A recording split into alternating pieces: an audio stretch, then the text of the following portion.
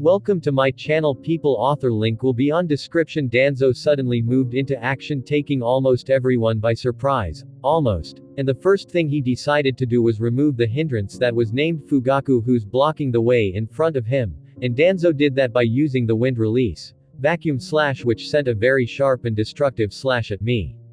However, to his disappointment, Fugaku didn't react the way he wanted, because instead of trying to save me, he noticed that Fugaku simply shot the kid a quick glance before he rushed at him, trying to interrupt his signaling to his root Anbu to open a way for him out of this room. Meanwhile, just as Danzo used his vacuum slash jutsu, I mimicked his actions perfectly and sent a vacuum slash too, surprising some people in the room who started moving to protect me, especially Hiashi, who didn't have a good idea of how strong I was. Boom! Just as intended, my vacuum slash clashed with Danzo's above the conference table, and after some struggle between the two, one ended up going up, slashing the ceiling in two, while the other went down and split the conference table in two, while creating a strong air current in the room, and the sound of the clash finally woke some people from their shock, including Hiruzen, who quickly yelled, "Danzo! What's the meaning of this?" Unfortunately, the only response Hiruzen and the people in the room received was the root Anbu attacking them and Danzo sending a vacuum shockwave at Fugaku while jumping backward to the window of the conference room to escape. However, both Fugaku and I were ready for this and took Danzo's retaliation into consideration when I changed the plan. So, just as Danzo broke the window and attempted to escape, he found to his surprise two pairs of blood-red eyes with three tomo appear right in front of him out of nowhere, and they belonged to two people he recognized very well who didn't have any good intentions towards him. "How can they be here?" was all Danzo could think of before he quickly did a hand sign and got his head sliced by me using my short sword in a swift motion, while his heart got stabbed by Fugaku using a kunai. "Don't let your guard down. He used a Zanagi before we got him," I said to Fugaku as I noticed Hiruzen suddenly appear beside us, looking in shock at the head of his friend flying through the air with a mixture of disbelief and disappointment. However, he soon heard what I said to Fugaku. Is he really going to use a Zanagi? He thought as he looked at the kid who was capable of taking Danzo by surprise, and he didn't have to wait for long to get the answer to her question as his disappointment transformed into shock as Danzo's decapitated body and head slowly vanished into thin air before he reappeared a short distance away with his body fully intact while looking warily at the three of us. "I don't know how you know about all these secrets, but today will be your demise," said Danzo as he unveiled his hand and eye, which contained Sharingans. "So, they didn't lie, huh?" thought Hiruzen in sadness while looking at his old friend, but his eyes soon turned sharp and determined as he spoke. "Danzo, surrender now before things get too out of hand." Danzo looked mockingly at Hiruzen, then he gazed coldly at Fugaku and I before he said, "It's already too late, Hiruzen." Then, without hesitation, Danzo bit his finger and summoned Baku, Danzo's huge elephant-like summon. Hiruzen hesitated a little, which made him waste some time to react. However, Fugaku and I were different. Knowing how to counter Danzo's summon, Fugaku immediately started casting the fire release, Phoenix Sage Fire Jutsu. This jutsu allows the user to spit a volley of small fireballs into the air. At a glance, it can appear as though there was only one fireball that then burst into many. The many small flames move wildly through the area, potentially mesmerizing targets as they're surrounded. The user controls each individual flame with their chakra, allowing them to guide each at the target and, consequently, making this jutsu difficult to evade. Not to mention that shuriken can be hidden within the flames, not only making them more deadly upon impact but also, by controlling the flame's movements, gives the user a means of controlling the shuriken as well, and this is exactly what Fugaku is trying to do. However, I pushed it even more as I quickly inhaled a huge breath of air to cast the wind style great breakthrough jutsu, creating a huge blast of wind which reacted positively with Fugaku's phoenix fire as each sphere of fire grew larger and faster. The recently summoned Baku had no time to react as he was burned in various places by the fire. However, Danzo, who was hiding behind him, took this time to take a deep breath, and just as his summon disappeared in a puff of smoke, he exhaled again, casting the wind style vacuum great sphere, which created a giant sphere of wind that he directed directly at us. After all these events unfolded, Hiruzen finally reacted to the situation, and not wanting to get shredded by this jutsu, he quickly did some hand seals before he put his hand on the ground, casting earth style great mud wall jutsu. This jutsu created a very high and wide earth wall in front of us that completely protected us as well as the people behind us from Danzo's great vacuum sphere, but it ended up almost destroyed, showing just how terrifying Danzo's attack was. However, right after this, dozens of very fast vacuum spheres that resembled high-caliber bullets penetrated the wall and headed straight at us, almost taking us by surprise. That's if we didn't have our Sharingan active.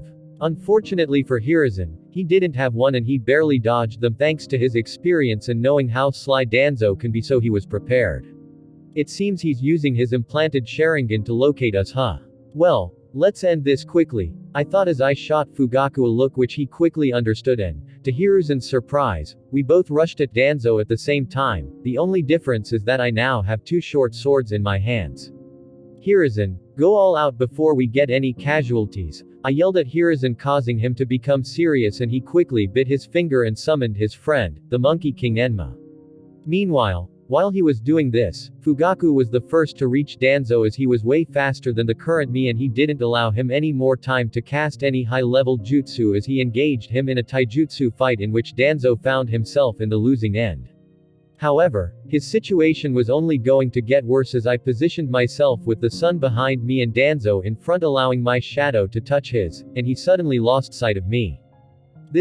Was all the distracted Danzo could think before he found Fugaku's kunai heading towards his neck, forcing him to tilt his head to barely dodge it and retaliate with a punch of his own which Fugaku blocked with his hand. However, this is when I emerged behind Danzo from his shadow and stabbed him in the back and through his heart until my sword emerged from his chest and he coughed some blood. All of this was because he made a tiny mistake, and this is all that is needed in a high-level fight for you to lose your life, and I learned this the hard way. That's why my timing was too perfect, like a very experienced assassin, leaving him no time to react. However, again Danzo simply vanished into thin air and appeared some distance away from us while shooting me a dark look and said, "The Uchiha really hit a very dangerous monster, however, you won't take me by surprise again."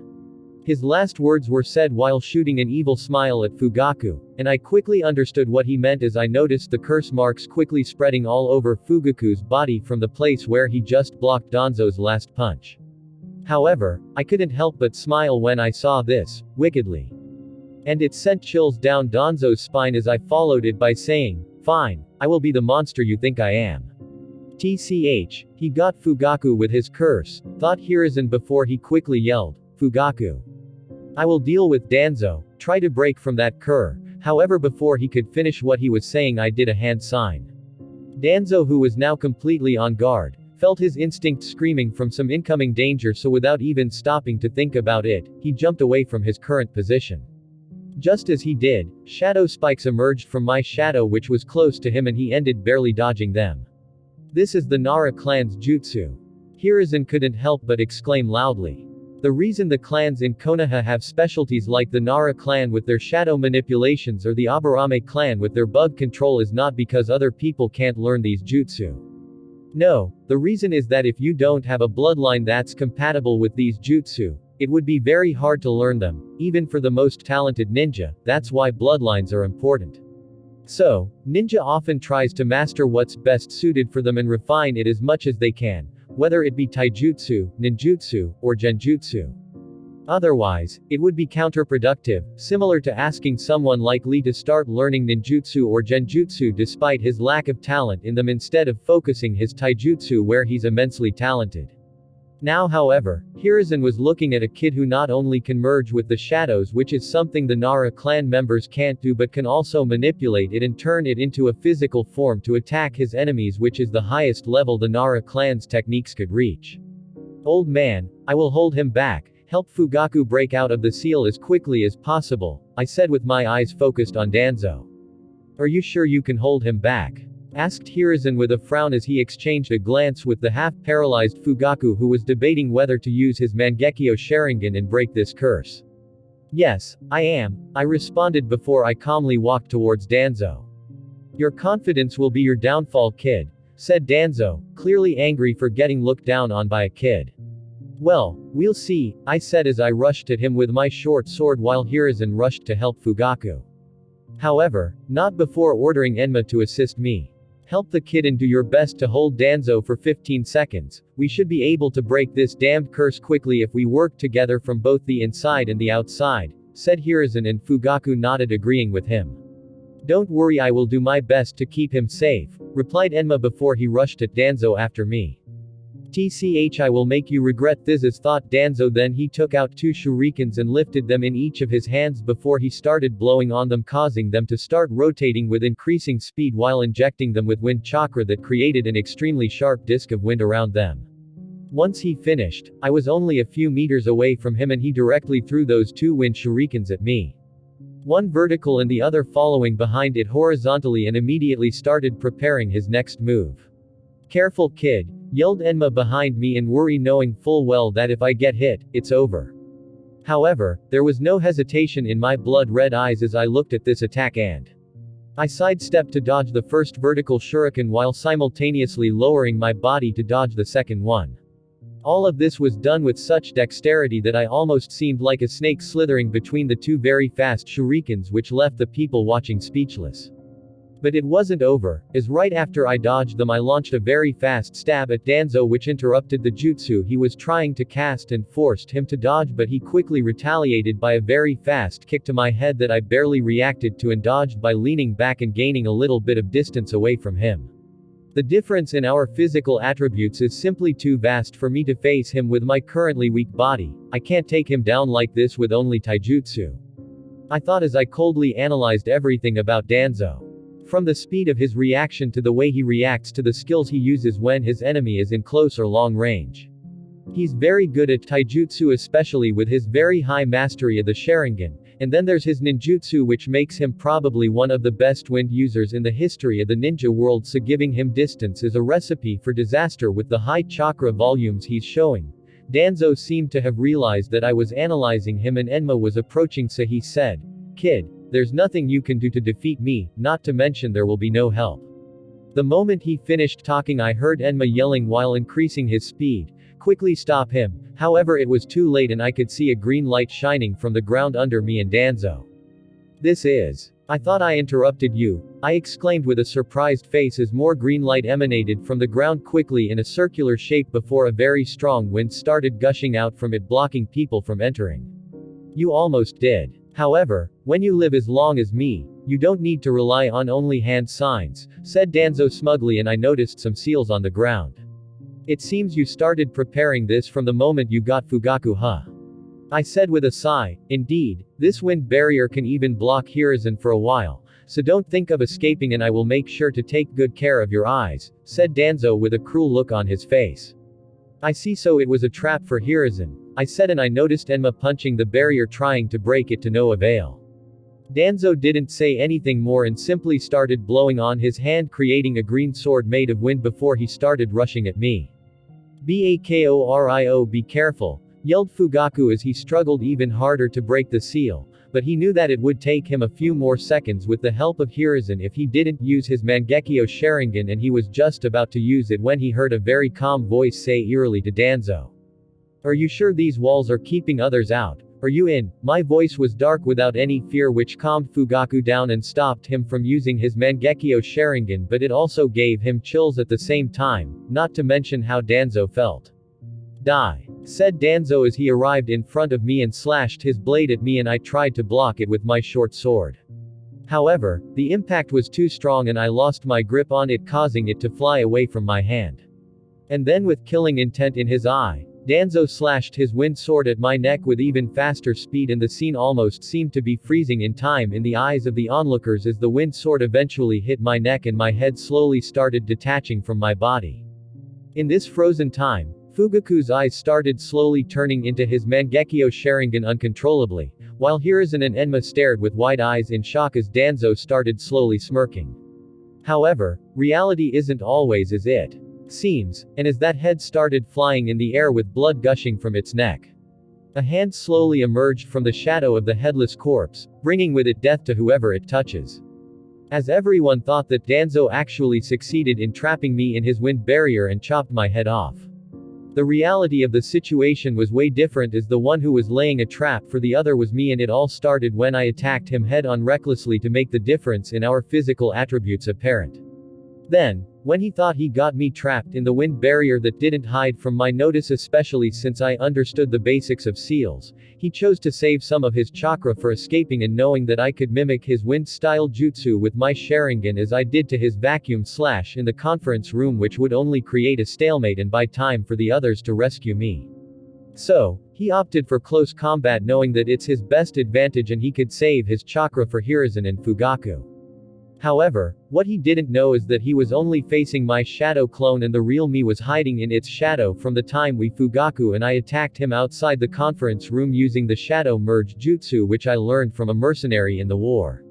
All of these events combined resulted in Danzo feeling reassured of his victory. Especially when he saw the unfaked reactions of worry on Fugaku's face and the rest, which made him believe that this wasn't planned, and it caused him to feel smug and let his guard down for an instant at the pleasure of ending the life of this Uchiha genius. However, this instant was all I needed as I attacked him from the shadow with a new jutsu I received from the system. A quick dark hand emerged from the shadow of the headless corpse, leaving the smug Danzo no time to react as it grabbed his ankle. And if anyone has a sharp enough vision, they would notice that my hand wasn't dark as a result of some type of chakra. No, it was because of a huge number of curse marks inscribed on it. This is a jutsu I gained from a quest after I killed 1,000 people in my multiple wars. It's called Dark Touch, and this jutsu summons a very strong curse in the user's hand, that immediately transfers to the opponent upon touch and causes their body to start twisting and folding on itself, crushing it in the process. However, this jutsu is not without a downside, as the user needs to transfer this curse to a living being in the next 4 seconds. Otherwise, he would be crushed by it instead, so it's a very dangerous double-edged sword.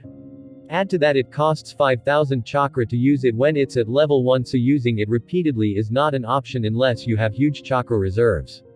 However, its destructiveness is higher than most S-rank jutsu, so these side effects are deserved, and it's best classified as a forbidden jutsu. Back to the fight, feeling a hand grabbing his right ankle, Danzo instinctively retracted his smug smile and looked below him, and so did Fugaku and Hiruzen, who were watching this. However, what greeted him was another hand emerging from the shadow of the falling corpse, wielding a sword that was aimed at his other leg, trying to stab him. However, this time he immediately reacted by blocking the attack with his wind sword before he jumped away to assess the situation. Just as he did so, I completely emerged from the shadow and my clone finally went puff and disappeared back while I gained back the chakra I used to create it. This kid is really sneaky, I really can't underestimate him. The level of planning he's showing is not ordinary, thought Danzo with a dark look on his face. Thank God you are okay, said Fugaku as he released a sigh of relief and retracted his Mangekyo Sharingan before anyone would notice it. Hiruzen felt the same, but he was still worried about me being stuck alone with Danzo, so he quickly yelled, "Bakurio-kun, we only need 5 more seconds and we will be right there with you, try your best to buy us this much time." "Don't even think about it," said Danzo coldly, and was about to rush at me again, but he suddenly felt his leg twisting unnaturally against his will, making him fall face first to the ground and inhale a sharp breath of air from the pain he was feeling, and ended up staring at me in fear as droplets of cold sweat started to emerge on his head, indicating the level of pain he was experiencing. "I don't need to think about it, you are already dead after all," I said with a cruel smile on my face, something that shouldn't appear on a kid. What did you do, Tiag? Danzo tried to ask about what was happening to his body, but then his hand twisted and broke in more than one place, causing him to feel horrible pain. "You like to curse people, don't you? I just thought I should give you a taste of your own medicine," I replied without explaining what was happening to him. "Ag." Danzo's groans started to slowly turn into screams, so I said with the same cruel smile, "Do you enjoy your body being twisted from both the inside and the outside?" "I guess so, after all you already have a twisted heart. So, why not have a twisted body too, right? You are welcome, ha ha ha." However, I only got more screams as an answer, which made everyone watching feel chills at the torture that was happening in front of them, but I secretly frowned and thought, it seems he's trying to figure out what I did to him, that's why he's not using the effect of a Zanagi right away. But soon enough, the pain turned out too much for him to handle, even for someone like Danzo who even experimented on his own body especially, and it reached its peak when his internal organs also started twisting and getting crushed. So, reaching his limits, his body disappeared like an illusion and started emerging again 5 meters away from me inside this wind barrier, but not before noting the curse marks that appeared and spread all over his previous body. For a strong curse like this to take effect, it's impossible for it to happen without direct contact, similar to my own immobilizing curse, thought Danzo as he looked at me warily. Contact. Danzo quickly remembered that the first thing that started twisting and getting crushed was his left leg, and it was also the only thing the kid made direct contact with when he took him by surprise from the shadow.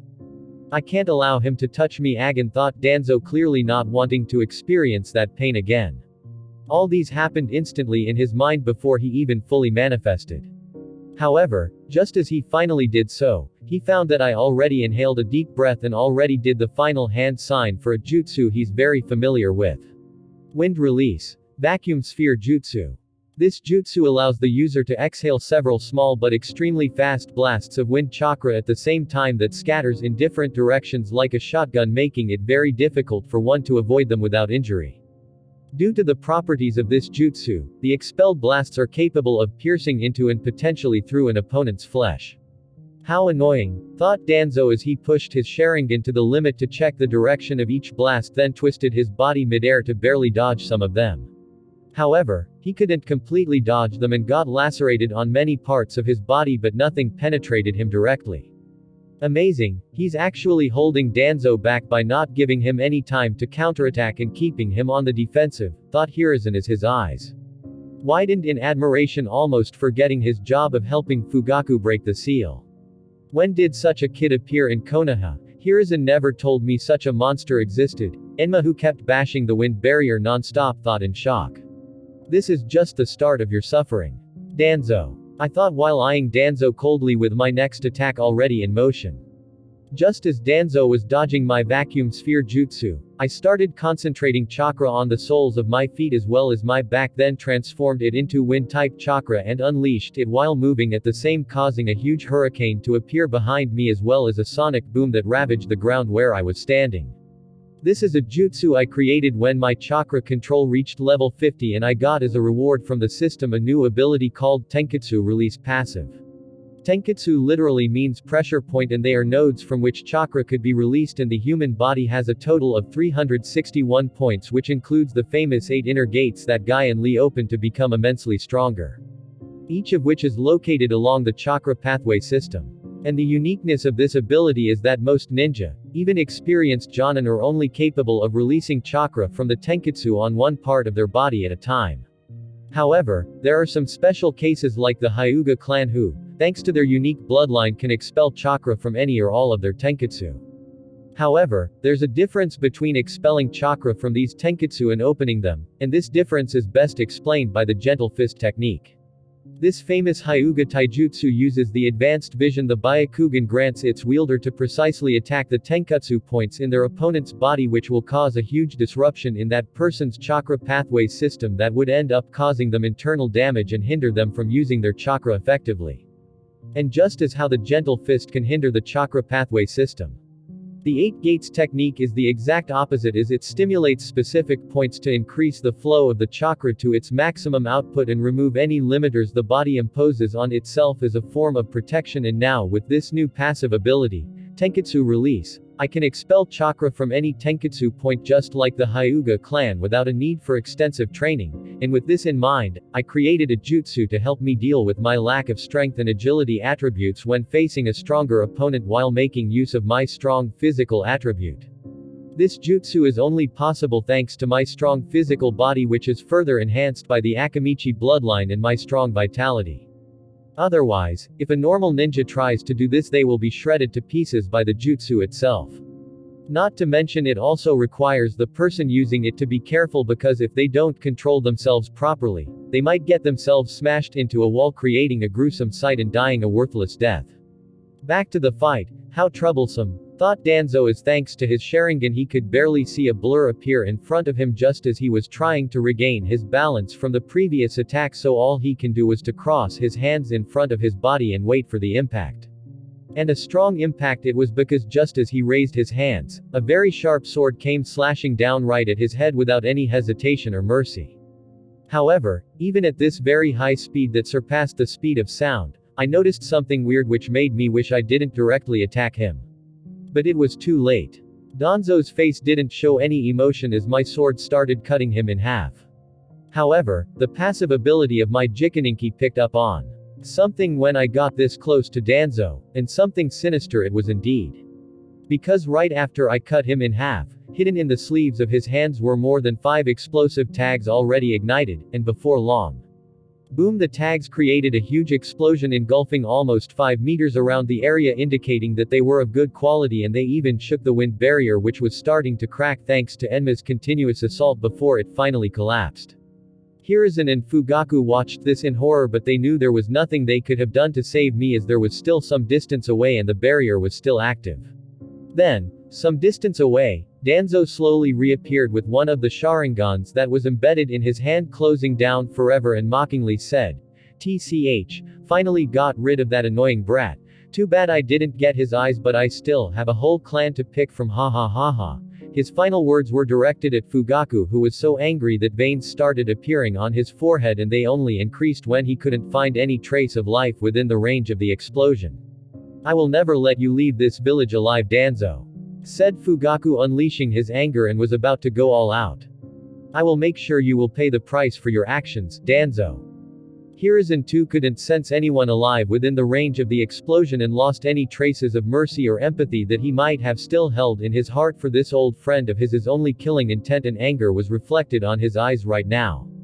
However, this is when something happened that surprised everyone, because suddenly from the debris and smoke created from the explosion, a dark blur suddenly jumped out with terrifying speed, appearing right behind the smug Danzo, who, noticing this thanks to his Sharingan, did his best to activate Izanagi before he heard the whisper of death in his ears as his head went flying through the air. "You can't kill death, but death can kill you." After a few moments, Danzo reappeared again and glanced at me in shock as he yelled, "Impossible. I scanned the area multiple times to check if you were dead and I didn't pick any chakra signature. How the hell did you survive?" I coldly looked at him and noticed that Fugaku was finally freed from that annoying curse as he directly arrived beside me and scanned me with his eyes, noticing the small burn marks I had around my body as well as my bloodied back that appeared as if it was scratched by a bunch of cats, and worriedly said, "Are you alright?" while completely ignoring Danzo's question. "I'm fine, don't worry. It's only superficial damage. Let's get rid of this vermin quickly," I said while also scanning the condition of my body as I remembered what happened inside the explosion. Back at the explosion, TCH, I'm definitely going to end up roasted if I don't act fast enough, I thought as I quickly started releasing chakra from all of my 361 Tenkitsu while rotating at the same time. If not for the explosion hiding what I was doing, everyone participating in the battle would immediately recognize that I was using the Hyuga clan's famous taijutsu, the 8 trigrams palms revolving heaven, which was supposed to be only passed down to descendants of their main family. So it being used by an Uchiha would make no sense. But I used the cover of the explosion to hide it, and it allowed me to block most of the explosion. Meanwhile, the rest of the explosion that passed through my defense thanks to my still low level of mastery of the 8 trigrams palms revolving heaven caused me the burns that Fugaku noticed. After that, using the cover of the smoke and debris, I immediately activated my Mangekyo Sharingan and used it to hide my presence by pretending to be dead using Yomi no Kuni, which is why everyone believed I was done for and tricking both the Sharingan and Hiruzen's senses. After that, I used my self-made wind-style jutsu, vacuum propelling, to appear behind Danzo, and because my body was still weak, my back was damaged by it, causing what appeared to be multiple scratch marks on it. What happened next is a simple beating, with Enma transforming into his famous adamantine staff form and Hiruzen wielding him, smashing through whatever Danzo can throw at him, including his body. Not to mention Fugaku eyeing him like a hawk, fully intent on killing him with every attack he uses, while I delivered some assistance now and then, already satisfied with my fight results, and simply waited for the eventual end of this fight, which only drew closer as more assistance arrived. It was Hiashi and the rest of the clan heads who finally dealt with the root Anbu, and with their help, Danzo finally reached his end as the final Sharingan that was on his right eye closed, and with it, the last chapter of Danzo's life was also about to close. After Hiashi and the rest of the clan heads arrived at the now devastated fight scene, They were greeted with a very bizarre scene of Danzo getting obliterated many times before his body disappears and reappears again randomly on the battlefield, which now became an unrecognizable place due to the destruction from this cage-level fight. Buildings and houses of all sizes were flattened to the ground just from the shockwaves these people were making, to the point that Hiruzen was forced to erect a huge circular wall to stop the damage from spreading to further place in Konoha, and various clan heads soon reinforced this wall just in case. And what was even more amazing is how, despite Danzo's very dark reputation and strength, has solidified his position as one of the strongest cage-level ninja currently alive. He was no match for Hiruzen using his adamantine staff, and his complete mastery of the 5 elements or Fugaku's showcase of his very high mastery of taijutsu, genjutsu, and ninjutsu, causing many of them to finally realize how fearsome the leader of the Uchiha is. We better not provoke the Uchiha no matter how the village tries to turn on them, was the thought in the head of some people before they quickly woke up from their shock and started assisting in taking down Danzo. Fugaku's showcase of strength dominating even someone like Danzo showed these clan heads the meaning of the saying, a starving camel is still bigger than a horse. After all, some of them, especially those who supported the elders, started looking down on the Uchiha when they saw them being bullied. Meanwhile, just as they were about to join in the fight, Hiruzen yelled a warning especially meant for taijutsu users, "Careful everyone. Danzo might lay a trap for you and use a suicide tactic if you get too close to him with your attacks."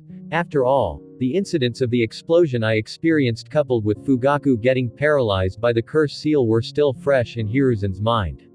And so, heeding his advice, they showered Danzo with all kinds of jutsu every time he appears until the effect of Izanagi was over.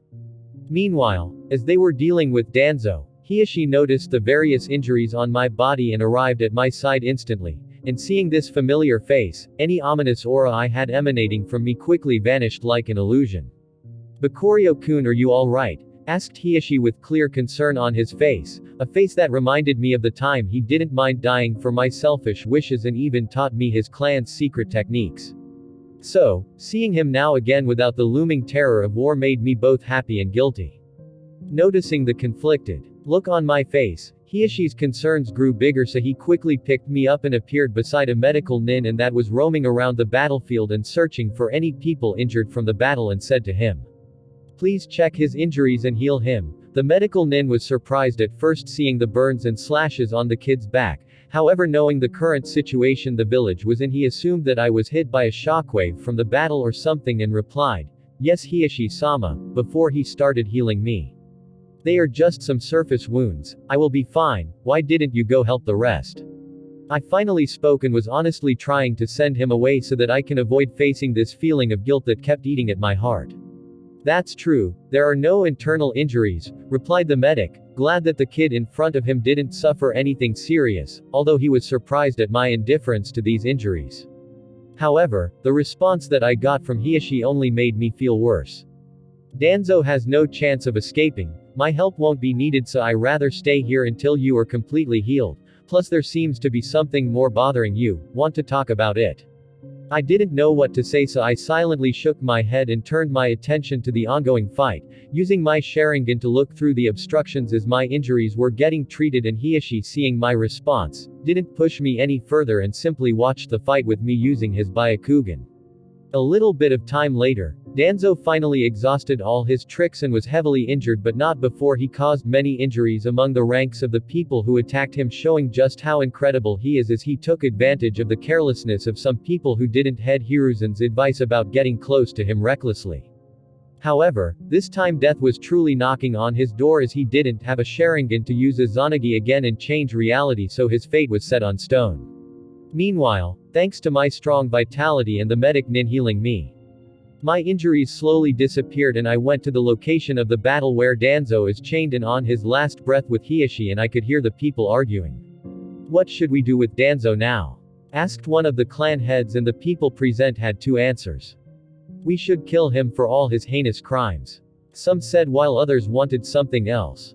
We should torture him and retrieve any valuable information he gained from his research that might help the village. The former simply wanted justice for all the innocent people Danzo killed while he was doing his experiments with Orochimaru, while the latter were clearly interested in the benefits Danzo gained from injecting the first Hokage's cells that granted him immense chakra reserves and the power of Izanagi, which they just witnessed its miraculous effect.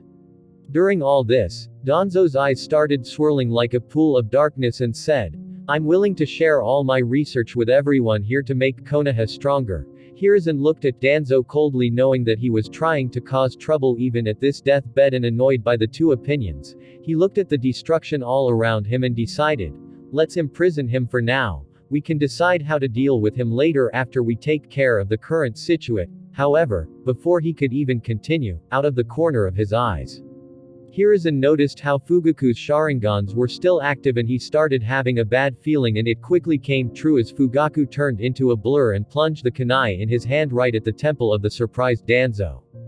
Blood and brain matter splashed all over Fugaku's face and body, but he didn't mind as he kept watching. As Danzo exhaled his last breath and said, "This is for all the humiliation and suffering you caused to the Uchiha clan and the rest of the world." Everyone took a deep breath before silence suddenly engulfed the area, as no one knew what to say, their brains not knowing how to process that the life of a village elder and a cage-level ninja ended abruptly in front of them, making them wonder just how close death is. My eyes flashed a little bit as a certain familiar scent that I've been monitoring since the start of the fight finally started vanishing until my nose couldn't pick it up anymore. It seems Obito retreated for now. Well, I should keep a lookout for him until this whole situation is over, just in case, I thought, my head filled with schemes on how to catch that big masked fish. Just as Obito disappeared, Hiruzen felt the dark presence that was monitoring them and couldn't pinpoint the location of disappear, and he suddenly had a terrifying guess of what its purpose was as he linked it to Danzo's death. It seems I'm really too indecisive, thought Hiruzen sadly, and after the silence continued for a while, in the end, he was the one to break it as he let out a long sigh and ordered an Anbu captain. "Take care of Danzo's body for now. We need to have an urgent meeting to deal with this situation." The bloodied Fugaku slowly stood up and said, "I agree. Konoha requires many changes. I am sure you have an idea of what your hesitation could have led to." Fugaku's last words were referring to the hidden presence that was watching them with clear ominous intent, yet they couldn't locate him, and even though Fugaku wasn't a sensor like Hiruzen to sense someone from such a long distance. "I already told him that Danzo should be killed, and why." However, Hiruzen didn't know this and only thought while letting out another sigh, so Fugaku also sensed this hidden danger and even understood his intentions. And just like that, a very important meeting that was going to decide the future direction of Konoha was about to take place. After the clan heads gathered for another urgent meeting, they received the news about how there were no casualties thanks to the intervention of the Uchiha police force, which protected the citizens just in time. After that, the meeting went on to end in a similar fashion to the first timeline, with Hiruzen stepping down from his position as Hokage and Kaharu and Homura getting removed from their position as village elders and replaced by the Hitaki clan head. However, this was only publicly, and what would happen to them in secret will never be known. As for the position of Hokage, it was again given to Fugaku, who received the support of various strong clans like the Ino Shika Cho Alliance and the Hyuga, and he immediately gave out multiple orders. The first was for the people in the meeting to collaborate in fixing the damage the village received during the fight against Danzo.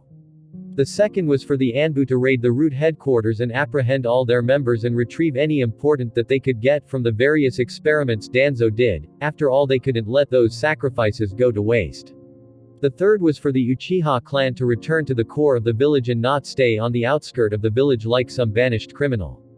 Meanwhile, while these decisions were being made, I went to check on Naruto, who must be worried from all that's happening in the village, as he basically didn't have anyone to rely on physically, and my injuries were already healed, unlike the first time where I was forced to spend 5 days at the hospital.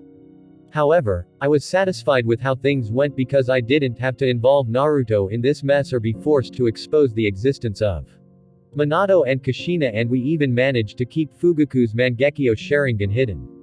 This way our potential enemies won't be prepared for us in the future, while I will be prepared for most of them. My eyes couldn't help but flash coldly thinking about all the people I fought in the war and ended up killing or almost getting killed by causing many people I was passing by to look at me warily. Soon, I reached Naruto's house while keeping my senses spread out all the way in case Obito tries to make a move to coerce those stupid elders until we deal with them properly. Arriving at Naruto's apartment, I knocked on the door 4 times. I could hear some footsteps approaching the door as well as some people watching me closely. It seems the Anbu guarding Naruto are tenser than usual because of what happened, huh? Well, as long as they don't act stupidly, anything is good, I thought as the footsteps approached the door and I heard a voice say. Is it Bakurio? Asked Naruto with a clearly excited voice. Naruto didn't have some crazy senses. The reason he guessed it was me is because I always knock 4 times on the door and he seems to have gotten used to it. Of course it's me, I replied with W chuckle, getting his confirmation that it was me. Naruto opened the door at the speed of light and directly looked at me happily. I also had a warm smile on my face, but when I saw some traces of tears on his face, my smile slowly vanished and it made me almost drop the cake I bought for him on the way here from the sheer anger I was feeling. I don't remember this happening before. Did I miss it because I was in the hospital at that time? I thought before I said calmly, let's get inside and have a talk. I also bought you a cake. Naruto's eyes brightened at the mention of the cake and quickly led me inside while saying, Brother Bakurio is the best. After we got inside and sat down facing each other, I finally asked the question that kept bothering me, Naruto, did something happen? I can tell you were crying before I came here, I asked in concern.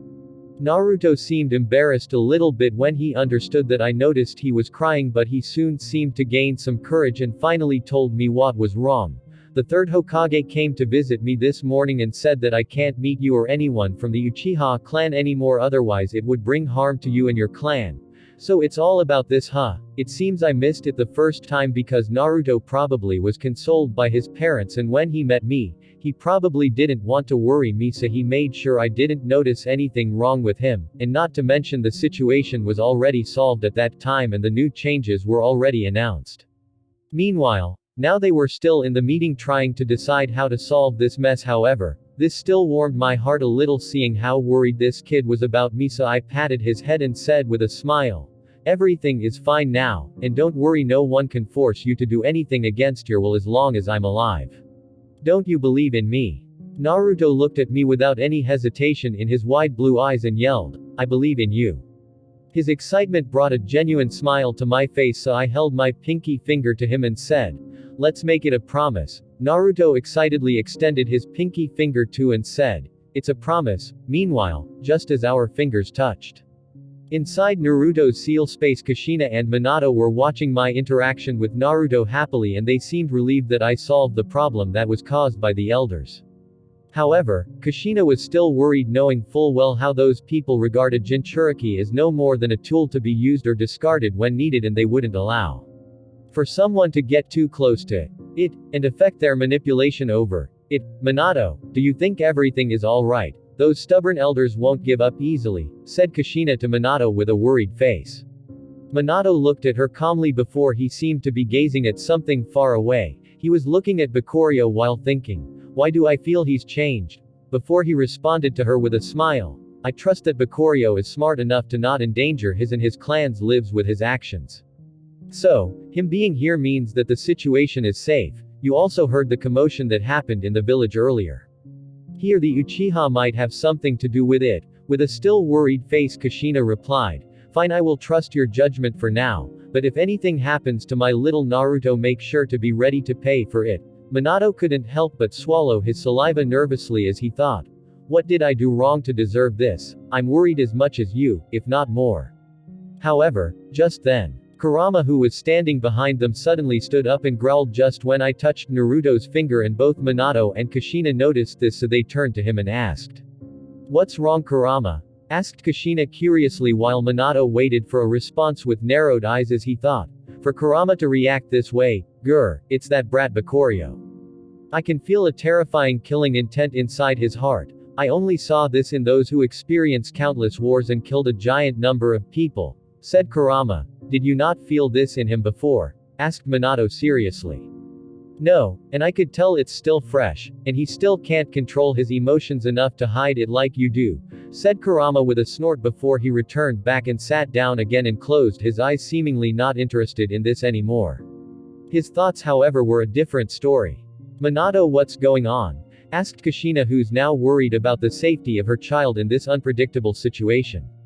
Minato simply looked at the two kids interacting happily while eating the cake Bakurio brought with him before he sighed and replied, I wish I could answer your question.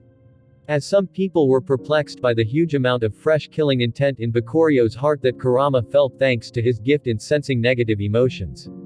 Bakurio, on the other hand, finally felt reassured when Naruto was back to his usual cheerful personality, so he said, Naruto, I have a suggestion. Naruto had a puzzled look on his face as he replied, what is it?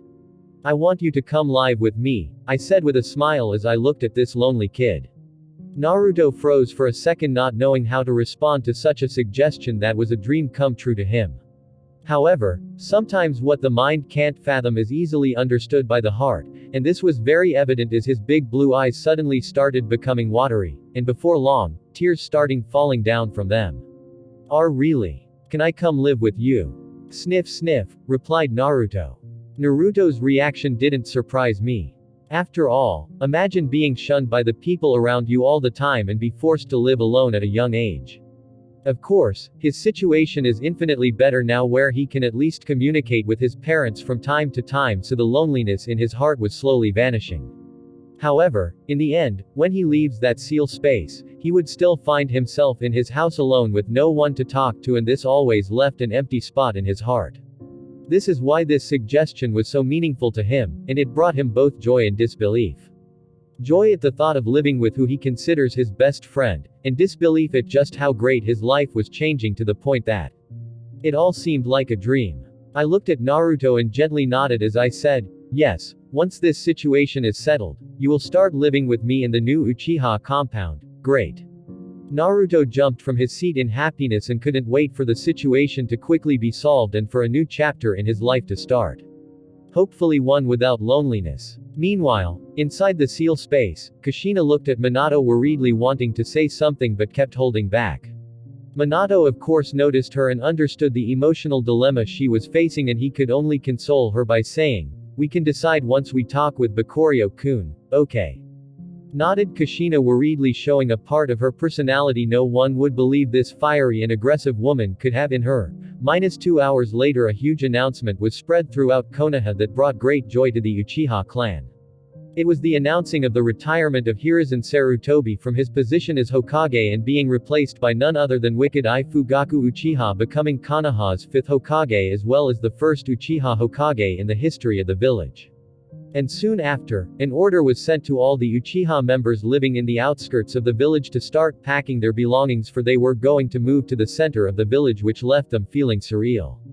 I never thought I would live this long to see the Uchiha clan getting its former glory back and more, said an old man from the Uchiha clan with deep emotions in his eyes.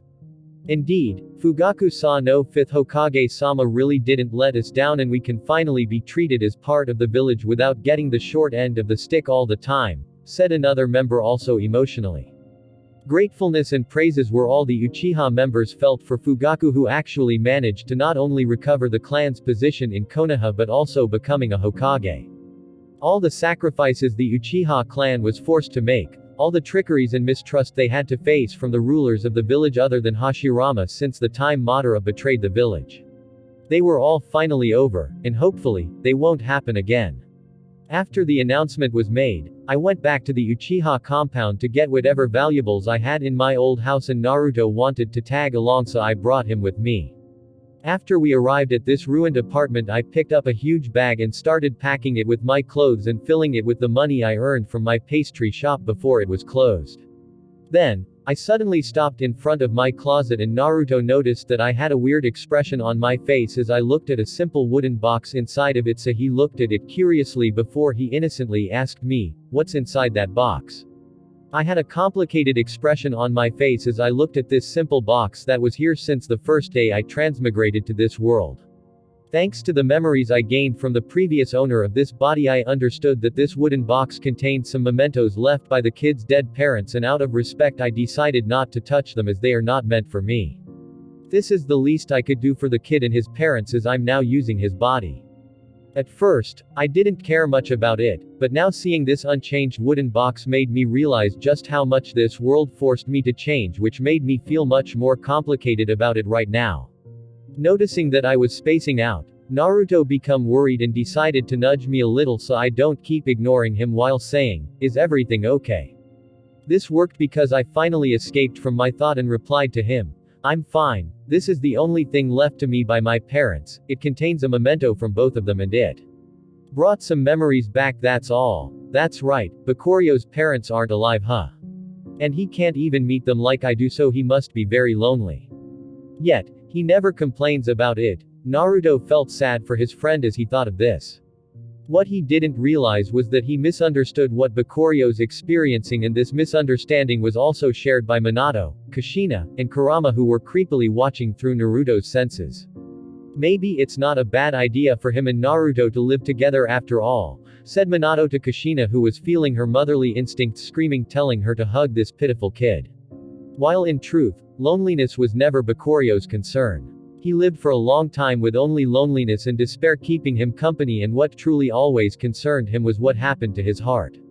It made him realize that the only thing worse than a heart drowning in darkness is a heart that gets used to it. And this was his biggest mistake and downfall, because the moment he got used to it, the feeling of happiness was ripped from his heart and the people around him only made it worse. However, the light of hope will always shine through any obstacle. The irony, however, is that it led him to ask for death to release him from his misery. "What did your parents leave you?" asked Naruto, who couldn't handle the silence that filled the room, curiously. I broke away from my thoughts and looked at the nervous Naruto, which made me regain my cool and asked with a smile, "You want to see?" Naruto's curiosity ignited because his parents' identity was always hidden from him, so, sadly, he wasn't left with anything from them other than a huge monster sealed inside him. "Yes, please," said Naruto while nodding repeatedly. "Fine," I replied with a smile to this kid as I slowly opened this box for the first time. What just happened? I thought in surprise, because the moment I opened the box, I could swear I felt something wash over me for less than an instant, but it quickly vanished without a trace, and if not for my terrifying reaction speed, I wouldn't have sensed it at all.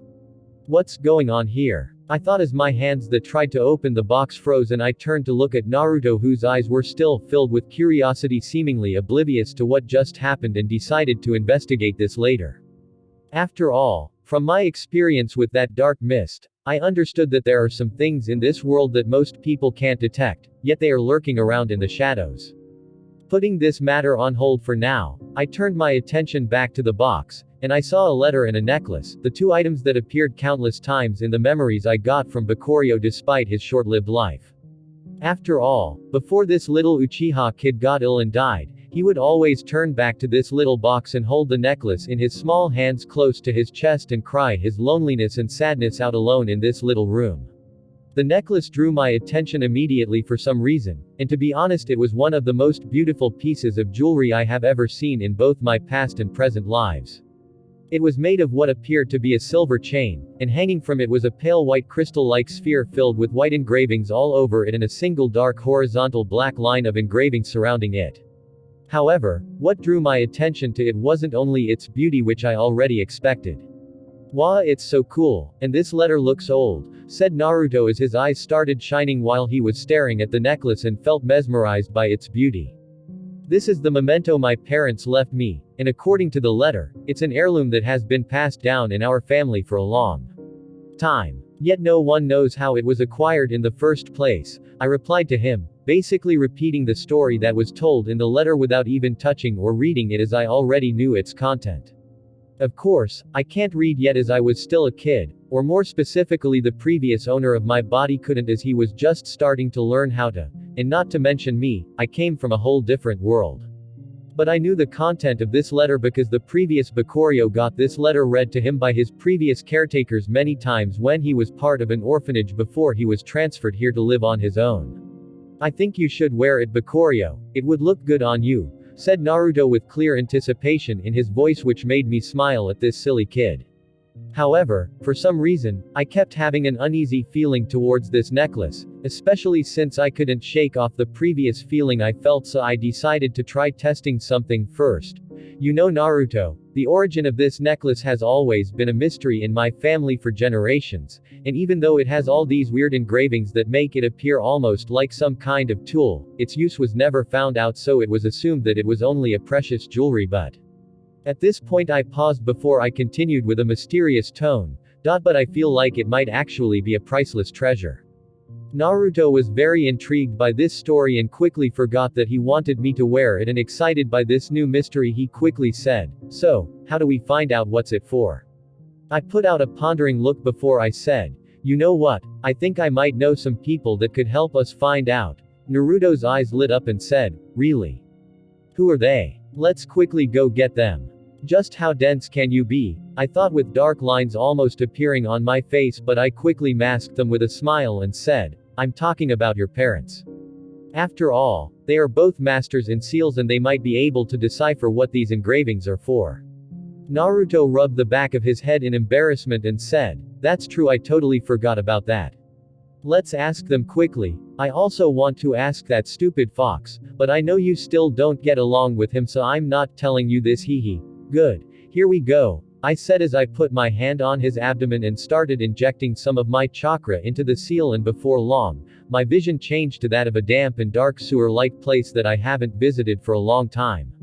The first thing I noticed is Minato and Kushina, who were eyeing Naruto and I with different expressions, but I turned a blind eye to their weirdness because I missed them a little bit. Minato had his usual gentle smile on his face and I couldn't help but greet him with a smile too as I arrived beside them and said, "Yo. Long time no see, Minato, how are you doing?" "I'm good, thank you for taking care of Naruto," replied Minato still with a smile on his face, and I replied to him jokingly while giving a side glance at Kushina. "Oh, don't mention it. It seems Kushina didn't drive you crazy yet. I don't like getting thanked for something I decide to do myself, so I quickly changed the subject by teasing Kushina. However, the angry outburst I was expecting from teasing this usually impulsive woman didn't arrive. Instead, she appeared thoughtful, which made me surprised, as I also could tell thanks to the passive of my Jikaninki that she was feeling conflicted for some reason, but I decided not to pry too much into it, leaving them to their own privacy. What I didn't notice, however, is that the moment I glanced at Kushina, Minato's blue eyes lit up for an instant before they turned back to normal as if nothing happened. "Ha ha ha, no, Kushina is as cute as ever. If one thing, she's making me feel alive even in the state we are in right now," replied Minato. Hey, let's get to the point quickly." Naruto couldn't wait anymore and decided to ruin my happy reunion with his impatience. "TCH, you can't wait at all, can you?" I said as I poked him on the forehead like how Itachi does to Sasuke, making him pout a little cutely before I said to Minato and Kushina, "Well, I guess you guys already know what Naruto's talking about. Do you have any idea what those engraving on the necklace are for?" Remembering the beautiful necklace that I just showed to Naruto, Kushina finally broke out from her thoughtfulness and started paying more attention to our conversation, as she really fell in love with the beauty of that necklace. "First of all, that was truly a beautiful necklace. You should take good care of it for the sake of your parents," replied Minato seriously before he continued with an embarrassed look while rubbing the back of his head. "As for the engravings on it, both me and Kushina were discussing them the moment we saw them. However, unfortunately they don't resemble any seals we know of, so they might be simply for decorative purposes." "Father, are you sure?" said Naruto, who was clearly disappointed by the necklace not turning out as the treasure he hoped for, and this time Kushina was the one who apologetically shook her head and said, "Just like your father said, it's unfortunate, but they don't resemble any seals we know of," as Naruto kept complaining childishly. I actually grew thoughtful for a moment before I said, "What about you, dumb tails, do you know anything?" Hearing what I said, Kurama, who was laying down peacefully and ignoring us all this time, suddenly raised his and yelled at me, "What did you just call me?" His yell alone caused a very strong wind that caused our hair to start flying through the air. He can be a great air conditioner, I thought as I ignored his outburst and asked again, "Just answer me, do you know anything?" I noticed Kurama's eyes darting up to the right for an instant as he said, "Why would I know about your stupid necklace?" Don't bother me again, before he laid down once more. Minato also noticed this and we both thought of the same thing, he's lying huh?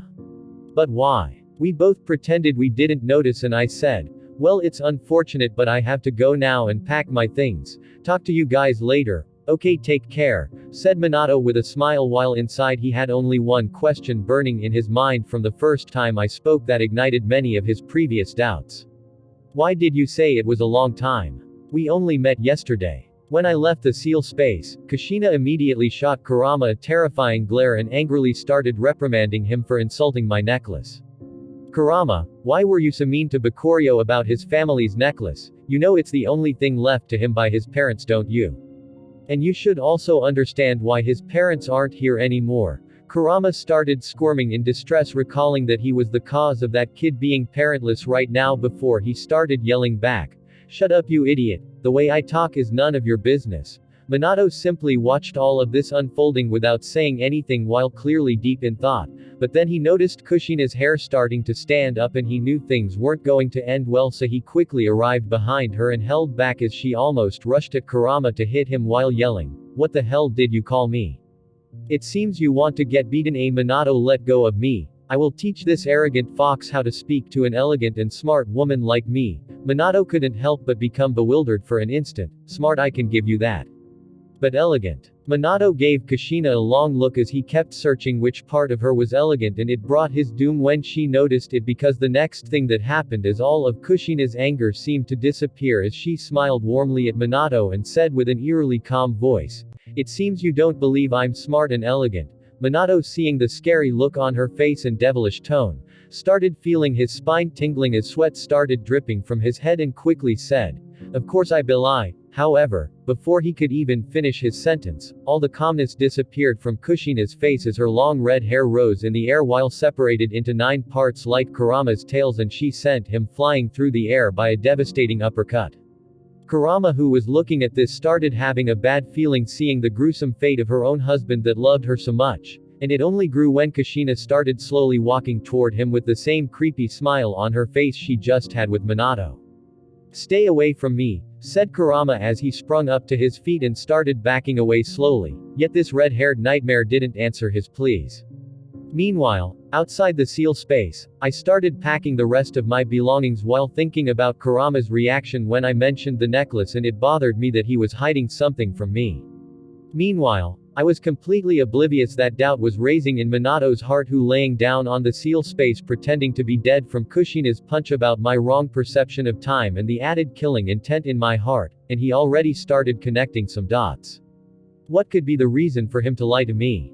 I was really puzzled by Kurama's reaction. I don't think he cares much about these things to the point that he would lie to hide this information from me, unless he was instructed to do so. When my thoughts reached this point, my eyes couldn't help but light up. Could it be something related to the Sage of Six Paths? This intrigued me and I decided to investigate this item more in the future. I will make sure to have you spill out everything you know about this in the future, I thought coldly. A few minutes later, I finally gathered my belongings which I didn't have much of in the first place since the boy previously was quite poor and not to mention living, he was barely surviving. Then I started walking with Naruto to the new Uchiha compound that was near the center of the village. There, we were greeted by a very enthusiastic Sasuke who was accompanied by his mother Makoto and I couldn't help but smile warmly when I saw them as I said, "Hey there you guys, how are you?" However, before anyone could respond, Makoto quickly rushed to my side and started checking my body with a frown on her face that only started loosening when she found out that I was completely fine. Letting out a long sigh, Makoto hugged me and said, "I'm glad you are okay. Fugaku said you were injured in the fight against Danzo and that Hiashi-san took care of you but my heart couldn't rest until I saw you with my own eyes." My eyes widened at this, and I simply stood there frozen as time seemed to go slow as this scene kept repeating itself inside my head until I finally let out a tired sigh and thought, nothing really beats having someone that truly cares for you without any ulterior motives. Then I simply enjoyed this hug that lifted some of the weight on my heart.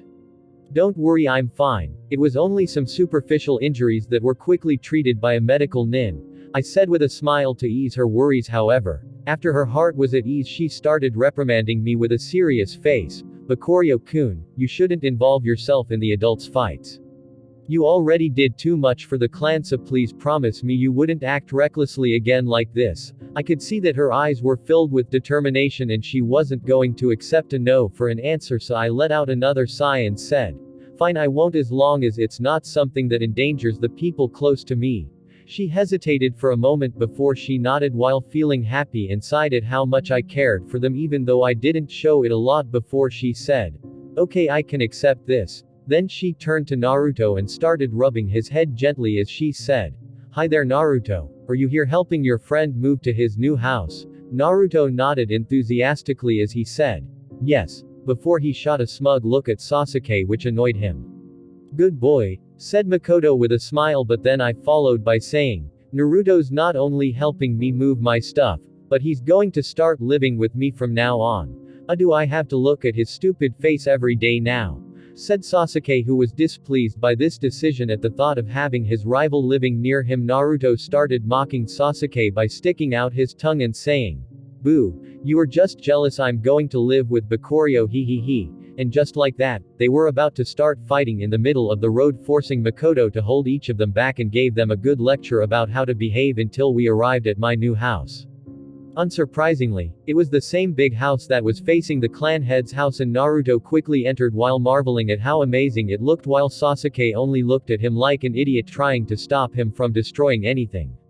Left alone with Makoto, she watched as I had a small smile on my face while watching Naruto and Sasuke bickering with each other, so she said jokingly with a pout, you know I was planning on adopting Naruto after this situation is over, but now you stole him from me. I shook my head at her with the same smile on my face as I said, it's about time this kid experiences some happiness in his life, and I'm sure he would have been as excited about living with you as he is right now with me, and maybe more. After all, you are a great mother. Makoto was touched by what I said, so she smiled happily and rubbed my head lovingly, and even my Jikaninki picked up the clear happiness she was feeling right now as she said, now that you are living this close to us, make sure to visit us more often, okay? I didn't mind this suggestion as I enjoyed her cooking, so without any hesitation I replied to her, no problem, as we entered my new house, hoping this time I would have some peace in my life. After settling in my new house alongside Naruto, I finally had some time to clear my mind from all the continuous troubling events that kept happening one after the other in my life. Who would have thought my life would change so dramatically like this? I thought as I laid down on my bed while staring at the ceiling absent-mindedly. From traveling to this new world and gaining a new body, that of a kid no less, then becoming a ninja, and against all odds even force myself to go into terrible wars to hone my skills and experience the cruelty of this world in person. Well, at least now I can take care of myself and the people around me, I thought with a smile before suddenly my face froze. I really changed. I said as I let out a long sigh and got up from my bed and looked out of the window, letting the light of the morning sun and the cool breeze wash over my tired mind. After enjoying myself for a while, I went ahead and washed my face to completely wake up before I went downstairs to the kitchen and started preparing breakfast for both Naruto and me. It's been a long time since I cooked something, I thought. Before I recalled that I didn't at all during my time in the war, as I kept going back in time and didn't have any appetite in the first place. Once I finished, I went back upstairs and opened the door of the room that was adjacent to mine to wake up the peacefully sleeping Naruto. He was wearing a gray pajama and a sleeping hat and hugging his cover as he slept on his side. How cute, I almost don't want to wake you up, I thought with a warm smile before it turned into a wicked one, and I suddenly started talking in a loud and urgent voice. Naruto, Naruto, quickly wake up. Naruto opened his drowsy eyes and sprung up to a sitting position and asked hurriedly with a concerned face, what's wrong, did something happen? Seeing him wake up, the urgent expression on my face slowly vanished, and what replaced it was a mischievous one as I said, nope, nothing, time for breakfast, that's all. I could see his eyes watering a little as he pouted and said, Bakurio, you are so mean, I won't talk to you again. I shrugged at him and said, okay then, I will eat all that delicious breakfast I made by myself. I secretly manipulated the wind around me to drive the smell of the food to this room, and as I expected, the moment he smelled it, all his sadness disappeared and was replaced by a thoughtful expression. I watched him silently as I thought, I won't get tricked again like the first time, you little trickster koala. Indeed, the reason I woke him in this traumatic way wasn't because I just wanted to have fun at his expense, although that was part of it. The other reason is that the first time Naruto lived with me, I experienced many times how this kid would do anything to extend his sleeping time. So, this time I decided to destroy his hopes from the start even if I had to use such mean tactics. Soon enough, I started hearing a growling sound coming from his stomach and I was pretty sure that it wasn't that stupid fox sealed inside it. HMPH. Naruto snorted, and seemed to be going to lay down again on his bed, but just as he turned around, he picked up his pillow and threw it at my face. Bam, he got you, said Naruto before he run away to fill his stomach. I of course let him hit me to make him happy, otherwise he couldn't have landed a hit on me in a million years. However, just as he reached the door of the room, he found me already waiting outside of it staring at him with a frown. A ghost, said Naruto, and I couldn't help but start getting some dark line when I thought that he's technically not that wrong. TCH, go wash yourself first, I said as I pointed to the bathroom, and he reluctantly nodded while I went and organized his messy bed before I waited for him downstairs at the table. Once he arrived, we enjoyed our breakfast and Naruto happily said, "Wow, so delicious," every time he tried something. And once he finished everything, he rubbed his now full belly with a satisfied expression, making me smile again. Then, I also put down my chopsticks and surprised him as I created a shadow clone and ordered it to wash the dishes. Amazing. You don't even have to work, Naruto said as he looked at me with envy. Yes, it's indeed a very useful jutsu. I'm sure you will learn it easily in the future, I replied with a smile, causing Naruto to nod excitedly. Now then Naruto, I want to talk to you parents privately, so stay here for a moment, okay? I said with a serious expression. Noticing this, Naruto struggled a little, clearly wanting to know what's so secret that he can't hear us talk about, but seeing my serious expression he decided it's better to agree, so without further waiting I put my hand on his abdomen and entered the seal space. Inside the seal space, I found Minato and Kushina staring at me with weird expressions on their faces, and I could immediately guess that something was weird, especially when even the usually uncaring Kurama was also perking his ears. Yo, good morning you guys, what's with the weird faces? I said with a calm face, going straight to the point. It's really pointless to keep hiding this from him, thought Minato, and he noticed Kushina looking at him with a worried face, so he let out a sigh before his face suddenly turned calm. This calmness was his biggest strength, never losing his cool even in the hardest of situations. I calmly observed the changes in their faces, and before long I heard Minato's response. Bakurio-kun, can you explain to us why is it that Kurama feels a huge amount of killing intent in your heart? So this is what's going on, huh? I thought as my eyes widened a little in surprise and I shot a glare at this troublesome fox. Now how should I explain this? I started thinking up a lie, but I was suddenly cut off from my thinking by Minato, who was still looking at me with his eerily calm eyes as he said, "Please don't lie to us, Bakurio-kun. We're willing to accept whatever burden you are hiding. Please trust and share with us what's going on." Minato's expression was very sincere at the moment, and Kushina also had a similar expression as she held her hands close to her chest and nodded at me, agreeing with her husband. TCH, this is troublesome, very troublesome. I started struggling on my head on if I should tell them or not, and this was very clear from how my facial expression kept twisting, and this lasted for 10 seconds until I let out a long sigh and said, "You two are very dear to me and I don't want to lie to you." Minato and Kushina nodded, believing me. However, there are two reasons for why I hold that killing intent in my heart, and they are both something I can't disclose easily. This is not because I don't want to tell you. No, it's because the time is not right. Kushina suddenly pouted but didn't say anything. Minato's calm blue eyes however flickered for an instant, but no one would notice unless they are true masters of reading expressions. So my guess was right. It seems Bakurio-kun is more mysterious than I thought, was all Minato could think as remembered the only time I blinked my eyes twice in my explanation. When I mentioned time. Thank you for listening guys, see you in the next part.